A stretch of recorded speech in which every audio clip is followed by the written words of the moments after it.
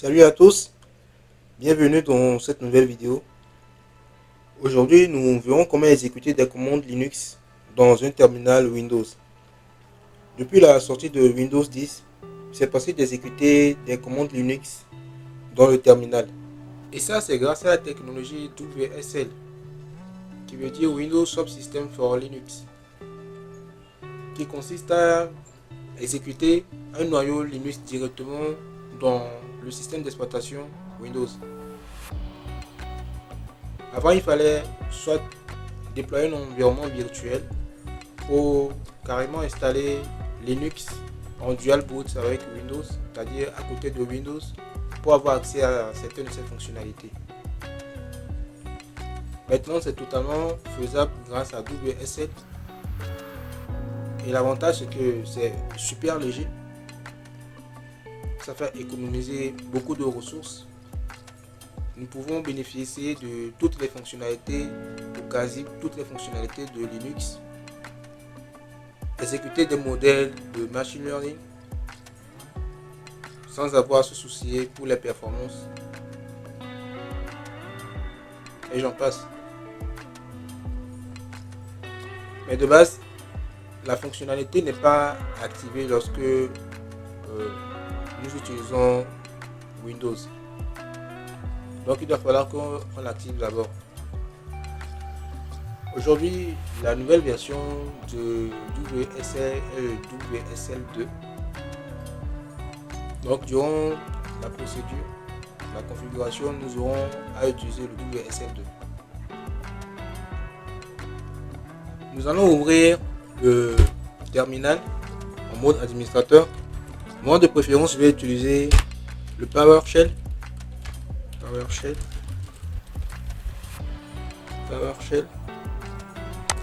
Je vais l'ouvrir en administrateur.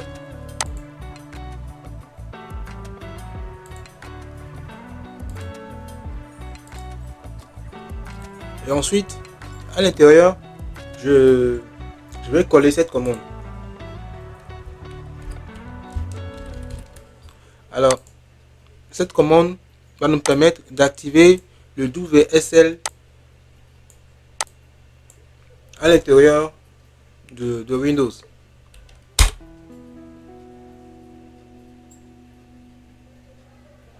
Alors, il fait la vérification. On va patienter un peu.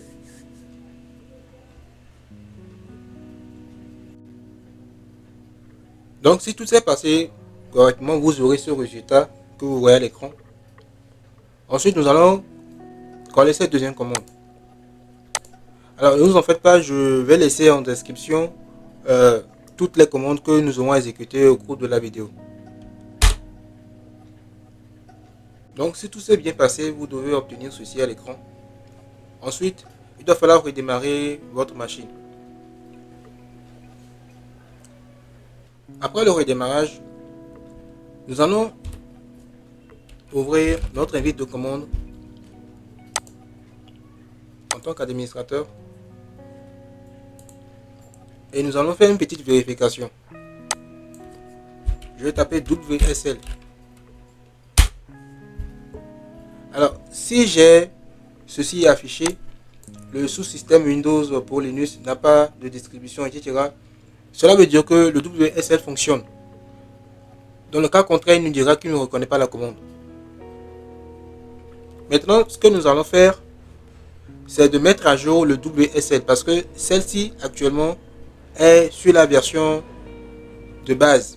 Actuellement, nous utilisons la version 1 du WSL. Il est préférable que nous la mettons directement à jour pour éviter certains bugs. Donc je colle cette commande et je valide avec entrée. Une fois l'opération exécutée, vous aurez un message de succès qui confirme cela. Ensuite, ça c'est une manière de faire, de mettre à jour le WSL.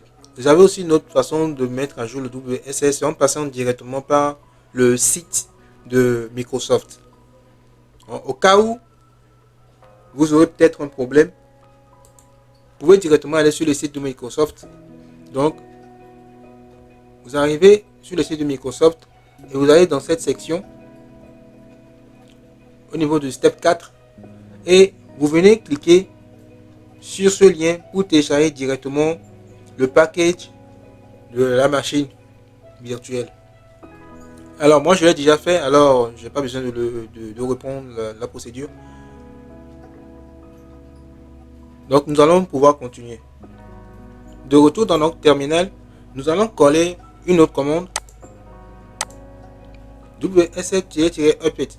Alors ici nous allons mettre le WSL à jour, puisque nous avons simplement activé le lien qui nous permet de connecter notre terminal au serveur de Windows pour faire cette mise à jour. Il va falloir maintenant qu'on valide la mise à jour. Donc avec le WSL-update. Donc on valide avec entrée et ensuite l'installation va se produire. On va activer les autorisations et ensuite nous allons patienter. Si tout s'est bien déroulé, vous obtiendrez ce résultat. Ensuite, nous pouvons passer à une autre étape qui consistera à installer une distribution de Linux. Pourquoi? Parce que Linux déjà c'est le noyau. Maintenant, il doit falloir qu'on installe le système qui permettra de l'exploiter. Donc, vous avez plusieurs distributions de Linux. Ici, nous allons utiliser Ubuntu. Donc, je colle la commande pour installer la version 22 de Ubuntu. Alors, il faut savoir que toutes les commandes qu'on exécute pour l'installation de Ubuntu, elles peuvent aussi être faites de manière graphique. Si vous êtes sur une version récente de Windows, vous pouvez directement aller sur le Windows Store et télécharger cette version de Ubuntu depuis le Windows Store et l'installer. Donc ici, je valide avec entrée. Et je vais patienter.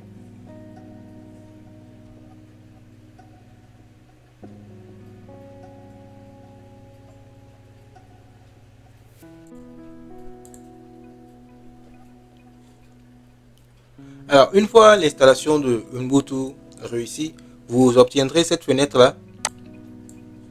Vous verrez cette icône quelque part là. Vous pouvez l'épingler. Moi, je l'ai déjà fait. Et il s'agit d'une interface graphique qui vous permet d'exploiter le système d'exploitation directement intégré au cœur de votre Windows. Alors, moi, c'est pas ça qui m'intéresse.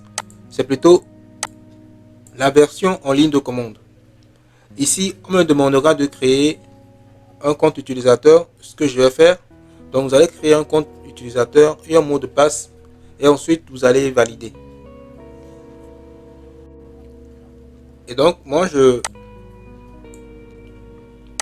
Donc, ici, j'ai tapé mon compte utilisateur.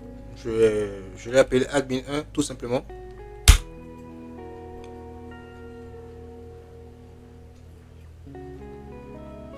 Ensuite, on me demande de créer un mot de passe. Alors, généralement, le mot de passe, quand vous le tapez, ça s'affiche pas. Hein. C'est un peu l'habitude des systèmes Linux. Donc, je tape mon mot de passe là. Je fais attention aux lettres. Je vais faire la vérification pour confirmer exactement ce mot de passe. Voilà, tout s'est bien passé. Et maintenant, j'ai mon système WSL Linux Ubuntu opérationnel. Je peux maintenant exécuter mes commandes Linux sur Windows. Alors, vous pouvez revenir explorer l'interface graphique du système d'exploitation si vous souhaitez. Alors, il y a plein de configurations que vous pouvez faire.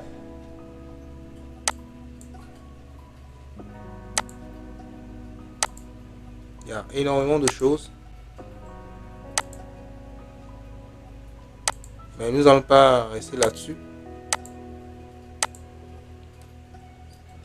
Le plus important, c'est notre terminal. Maintenant que nous avons vu comment configurer notre environnement Linux, essayons de voir quelques commandes utiles. Alors, déjà, vous pouvez faire WSL-L -V. Cela vous permet de voir la liste des distributions actuellement qui sont installées sur votre ordinateur. Là, j'ai deux distributions Linux. J'ai la version Ubuntu 24.04 et la version Ubuntu 22.04. Donc, vous voyez au niveau du statut, c'est mis stopper. Si je tape par exemple WSL et que je valide entrée, là où il y a l'étoile cochée, il va démarrer la distribution 24.04. Parce que l'étoile cochée désigne la distribution par défaut. Donc, si je veux choisir une distribution spécifique, je dois préciser -D, ensuite Ubuntu. Si c'est la 22, je prends 22.04 et je valide avec entrée. Alors, là, je valide. Là, vous avez actuellement la distribution Ubuntu 22.04 qui est activée. Vous pouvez taper vos commandes Linux favoris comme ls pour voir la liste des fichiers. Vous pouvez aussi taper clear. Tout est fonctionnel. Alors, pour sortir de l'environnement, vous n'aurez qu'à taper exit et le tour est joué. Donc, je reviens sur ma commande WSL-L-V pour afficher la liste des distributions. Supposons que je voudrais démarrer par défaut la distribution 22.04 directement. Et il me suffira simplement de faire WSL. Ensuite, je n'aurai seulement qu'à faire -7 default.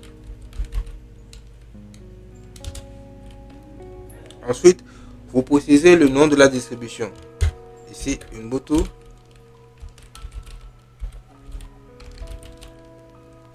Ubuntu 22.04. Alors, je valide avec entrée. Et ensuite, je vais vérifier. Donc, pour ça, je vérifie. On remarque que l'étoile s'est positionnée sur la 22.04. Donc, maintenant, si je tape WSL, je vais directement ouvrir ma distribution 22.04. Autre chose aussi,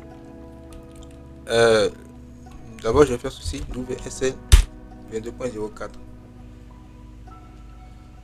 Donc supposons que vous êtes en train de travailler dans votre environnement et que vous fermez la fenêtre. Ce qui se passe, c'est que l'environnement ne se ferme pas. Du moins, elle reste toujours active. Donc parfois, je fais exit, je vois logout.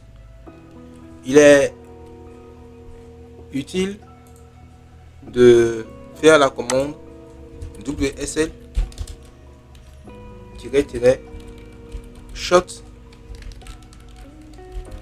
shutdown. Alors cette commande nous permet de fermer toutes les instances qui seront en train de tourner en arrière-plan, qu'on appelle généralement des instances zombies.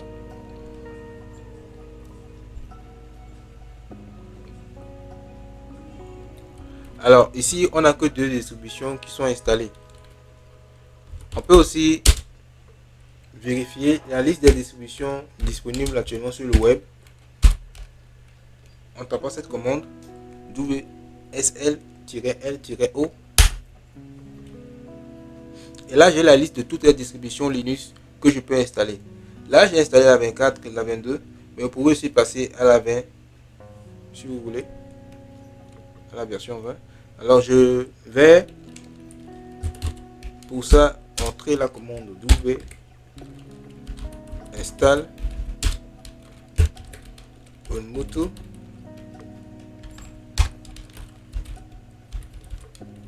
Ubuntu 20.04 et je valide avec entrée. Alors moi je vais pas le faire, mais si vous le faites, l'installation va. Alors un petit détail, vérifions si j'ai bien tapé. Alors il faut faire attention aux écritures. Il y a un tiret là, donc très important. Ensuite, quand je valide d'entrée, l'installation se fera normalement. Alors pour désinstaller une distribution, vous entrez la commande WSL un registre. Alors un registre et vous tapez la version de Ubuntu que vous voulez désinstaller. Alors ici la 22.04 ou plutôt la 20.04 et vous tapez entrée. Cela désinstallera la distribution de cette distribution de Ubuntu sur votre machine.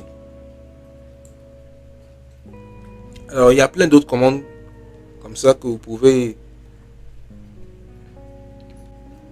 utiliser sur votre machine. Vous aurez qu'à taper sur le web et vous verrez pas mal de choses intéressantes. Nous arrivons à la fin de ce tutoriel.